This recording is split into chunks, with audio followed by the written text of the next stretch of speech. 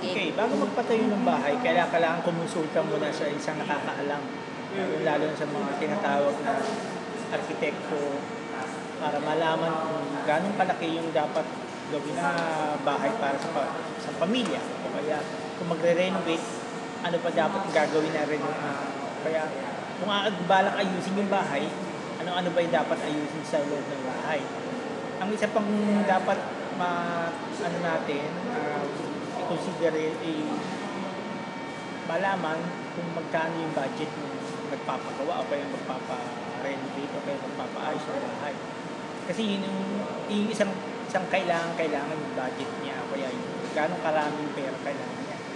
Yung lupa din, magpapagawa ng bahay, gano'ng kalaki ba yung lupa niya.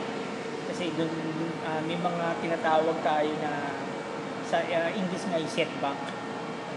Kasi sa building code may mga setback na kailangan. Yun yung kailangan pa rin pag-aralan. Kaya kailangan na talaga ng isang nakakaintindi yung mga arkitekto para mas maayos at mas maganda yung bahay na gagawin.